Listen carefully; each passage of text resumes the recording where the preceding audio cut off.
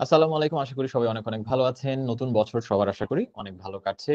আমরা product research এর সর্বশেষ ভিডিওতে পার্ট 4 নিয়ে কথা বলেছিলাম। তার মাঝখানে আমরা আসলে আরো ২ টা নতুন ভিডিও করেছি। যে ২ টা ভিডিও ছিল আমার 1 ইয়ার ব্রেক থ্রু প্রোগ্রাম নিয়ে।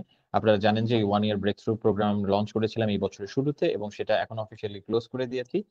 তো যারা জয়েন করেছেন তাদের সবাইকে কংগ্রাচুলেশনস। ইনশাআল্লাহ শীঘ্রই আপনাদের সাথে দেখা হবে। তো আজকে আমরা প্রোডাক্ট রিসার্চ এর পার্ট 5 নিয়ে কথা বলব এবং আরো কিছু গুরুত্বপূর্ণ পয়েন্টস নিয়ে কথা বলব। তো চলুন আর দেরি না করে আজকের পয়েন্টস গুলো নিয়ে আলোচনা করি।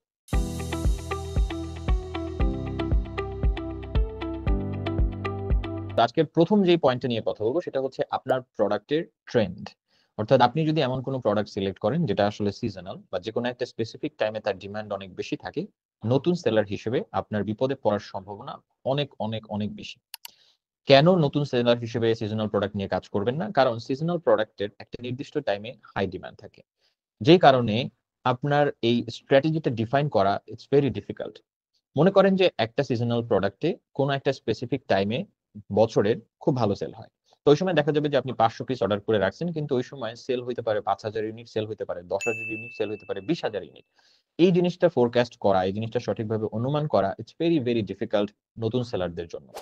পাশাপাশি একটা প্রোডাক্ট যেটা একটা স্পেসিফিক টাইমে ভালো সেল হয়, বাদবাকি বছরের মাসগুলাতে ঠিক কতটুকু ইনভেন্টরি আপনি Amazon এ রাখবেন, কিভাবে আপনি ইনভেন্টরি প্ল্যানিং করবেন, কতটুকু টাকা আপনি ইনভেস্ট করবেন ইনভেন্টরির পিছনে, অপারেশনের পিছনে, এই পুরো প্ল্যানিংটা করা নতুন সেলারদের জন্য ভেরি, ভেরি ডিফিকাল্ট। তো এইজন্য নতুন সেলার হিসেবে আপনি সিজনাল প্রোডাক্টে অবশ্যই যাবেন না। এখন কিভাবে বুঝবেন যে এই প্রোডাক্টটা আসলে সিজনাল? ফ্রি ওয়েতে বোঝার জন্য আপনি Google কিওয়ার্ড প্ল্যানার বা Google ট্রেন্ড ব্যবহার করতে পারেন। সেখানে গিয়ে আপনার প্রোডাক্টের যে মেইন কিওয়ার্ড সেটা লিখবেন।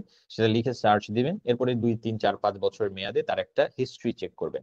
যদি দেখেন যে কোনো স্পেসিফিক টাইমে তার ডিমান্ড অনেক বেশি, তাহলে বুঝতে হবে যে সেই প্রোডাক্টটা ওই সময় মানুষ বেশি সার্চ করে। তার মানে সেই প্রোডাক্টটা আসলে একটা সিজনাল প্রোডাক্ট। আর পেইড ওয়েতে আপনারা যারা বিভিন্ন ধরনের অ্যাপ ইউজ করতে পারবেন, Helium 10, Jungle Scout কিংবা Seller Sprite বা এই জাতীয় যেই অ্যাপই ব্যবহার করেন না কেন, প্রতিটা অ্যাপেই আজকাল ট্রেন্ডটা দেখা যায় বা হিস্ট্রিটা দেখা যায়। অর্থাৎ একটা কিওয়ার্ডের হিস্ট্রি দেখা যায়, কোন সময় আপস অ্যান্ড ডাউনস হয় সবই দেখা যায়। তো এগুলো দেখেও আপনি সিদ্ধান্ত নিতে পারেন যে আপনার প্রোডাক্ট সিজনাল নাকি আপনার প্রোডাক্ট এভারগ্রিন। সো এবার ২ নাম্বার যে পয়েন্টটা নিয়ে কথা বলব সেটা হচ্ছে আপনার বাজেট এবং আপনার প্রোডাক্টের পিছনে ইনভেস্টমেন্ট। নতুন সেলাররা মেক্সিমামই এই জায়গাটাতে পুরো জিনিসটাকে আসলে মিসম্যানেজ করে এবং এখান থেকে স্টার্ট হয় আসলে এই মিসম্যানেজমেন্টের জার্নি। যদি কোনো কারণে আপনার প্রোডাক্টের ১ম ইনভেস্টমেন্ট আপনার যেই বাজেট তার 40% এর বেশি হয়, তাহলেই আপনি মোটামুটি এই চক্করে পড়বেন এবং হয় আপনাকে নতুন করে আরো নতুন টাকা ইনভেস্ট করতে হবে এই বিজনেসে, অথবা এই চক্কর থেকে আর বের হওয়া যাবে না, অথবা আপনি ১ম প্রোডাক্টে লস করে বসে থাকবেন আর আপনি সেখান থেকে উঠতে পারবেন না। তো এটা খুবই, খুবই, খুবই ক্রুশাল এবং এটা কোনোভাবেই মিসম্যানেজ করা যাবে না। তো এক্ষেত্রে যেটা খেয়াল রাখতে হবে, ধরেন আপনার ৳৩,০০,০০০ আছে। ৳৩,০০,০০০ র 40% অথবা ৳৩,০০,০০০ কে 2.5 দিয়ে ভাগ করলে যেই অ্যামাউন্টটা আসে, সেই অ্যামাউন্টটা আপনি আপনার ১ম অর্ডারের পিছনে ইনভেস্ট করবেন। আপনার ম্যানুফ্যাকচারিং কস্ট থেকে শুরু করে Amazon এ ল্যান্ড করা পর্যন্ত এই পুরো জার্নিটা। অর্থাৎ এই পুরো জার্নিটাকে আমরা বলি ল্যান্ডেড কস্ট। এই ল্যান্ডেড কস্ট কোনোভাবেই যাতে সেই অ্যামাউন্টটা অতিক্রম না করে। তার মানে আপনার ৳৩,০০,০০০ থাকুক বা ৳৫,০০,০০০ থাকুক সেটার 40% অথবা 2.5 দিয়ে ভাগ করার পর যে অ্যামাউন্টটা থাকবে আপনার ল্যান্ডেড কস্টটা হতে হবে সেই অ্যামাউন্টের মধ্যে। যদি কোনো কারণে আপনার প্রোডাক্টের ইনিশিয়াল ইনভেস্টমেন্ট সেই ল্যান্ডেড কস্ট অতিক্রম করে যায়, তাহলে যেই প্রোডাক্টটি আপনি সিলেক্ট করেছেন সেটা নিয়ে কাজ করা যাবে না এবং যাবে না এবং যাবে না। কোনোভাবেই যাবে না। আপনাকে নতুন আরেকটা প্রোডাক্টের পিছনে ইনভেস্ট করতে হবে এবং আপনার ওই প্রোডাক্টটাকে ওয়াচ লিস্টে রাখতে হবে বা ওয়েট লিস্টে রাখতে হবে। যখন আপনার সক্ষমতা হবে ভবিষ্যতে তখন হয়তো আপনি কাজ করতে পারেন। কিন্তু এই মুহূর্তে ওই প্রোডাক্ট নিয়ে কাজ করা কোনোভাবেই যাবে না। তার মানে আপনার বাজেট এবং আপনার প্রোডাক্টের পিছনে ইনভেস্টমেন্ট এই ২ টার একটা অ্যালাইনমেন্ট অবশ্যই, অবশ্যই থাকতে হবে। সো ৩ নাম্বার যেই পয়েন্ট এবং আজকের শেষ পয়েন্ট যেটা নিয়ে কথা বলব সেটা হচ্ছে ব্র্যান্ডিং।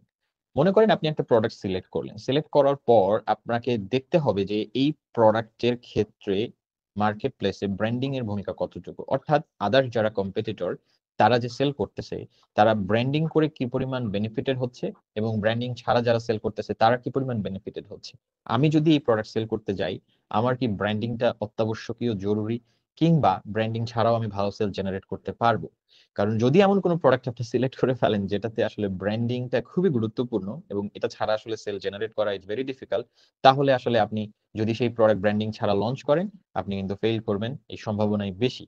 সুতরাং এই জিনিসটা আগে আপনাকে একটু ডিফাইন করতে হবে। আপনার মেইন কম্পিটিটরস বা আপনার ওভারঅল মার্কেটটা আপনি যদি রিসার্চ করেন, এনালাইসিস করেন, দেখতে পাবেন যে বাদবাকি যা সেলার আছে তারা আসলে ব্র্যান্ডিং এর উপরে কতটুকু ফোকাস করতেছে। তাদের যেই গ্রাফিক্স, তাদের যেই ইমেজেস, তাদের যে ইবিসি বা প্লাস কন্টেন্ট আছে কিনা, তাদের ভিডিওস আছে কিনা, তারা ব্র্যান্ড অ্যাডস দিচ্ছে কিনা, স্পন্সরড ব্র্যান্ড অ্যাডস বা ডিসপ্লে অ্যাডস তারা দিচ্ছে কিনা, এইগুলো থেকে আপনি একটা ইনিশিয়াল আইডিয়া পাবেন যে আসলে আপনার এই প্রোডাক্ট বা নিচ যেটা আপনি সিলেক্ট করেছেন এখানে কাজ করতে গেলে ব্র্যান্ডিং এর ভূমিকা কতটুকু, এবং এটা ছাড়া আপনি আসলেই কোনো কিছু করতে পারবেন কিনা। যদি এরকম হয় যে আপনার বাজেট কম কিন্তু এই প্রোডাক্টের ব্র্যান্ডিংটা এসেনশিয়াল, কিন্তু আপনার এখন সেই ব্র্যান্ডিং এ যাওয়া পসিবল না, তাহলে অবশ্যই সেই প্রোডাক্ট ড্রপ করতে হবে। তো এই কারণে ব্র্যান্ডিংটা দেখা জরুরি। অথবা ধরে নেন যে আপনার বাজেট ভালো কিন্তু আপনি হয়তো এটা চেক করেন নাই যে এই প্রোডাক্টের ব্র্যান্ডিংটা জরুরি ছিল, বা যদি চেক করতেন হয়তো আপনার পক্ষে সেটা করাটা পসিবল ছিল, কিন্তু চেক না করার কারণে আপনি ব্র্যান্ডিং এ ফোকাস করেন নাই, ব্র্যান্ড রেজিস্ট্রি করেন নাই, কিংবা আপনি ট্রেডমার্ক করেন নাই। পরবর্তীতে দেখা গেল প্রোডাক্ট লঞ্চ করার পর আপনি রিয়ালাইজ করলেন যে না, এই প্রোডাক্টের ব্র্যান্ডিংটা আসলে অনেক গুরুত্বপূর্ণ এবং আপনি কিন্তু ধরা খেয়ে গেছেন অলরেডি। সো এই কারণবশত আপনাকে শুরুতেই চেক করতে হবে যে আপনার প্রোডাক্টের ক্ষেত্রে বা আপনার প্রোডাক্ট সেলিং এর ক্ষেত্রে ব্র্যান্ডিং এর ভূমিকা কতটুকু, ব্র্যান্ডিং ছাড়া আপনি যে প্রোডাক্ট সিলেক্ট করছেন সেটা সেল করা আদৌ যাবে কিনা। এটার উপরে বেস করে আপনি আপনার ডিসিশনটা নিবেন।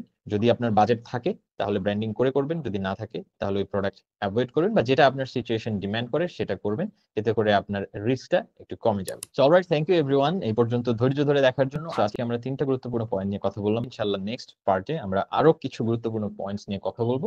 ততদিন পর্যন্ত সবাই ভালো থাকবেন, সুস্থ থাকবেন। সবার সাথে দেখা হচ্ছে ইনশাআল্লাহ নেক্সট ভিডিওতে। আসসালামু আলাইকুম।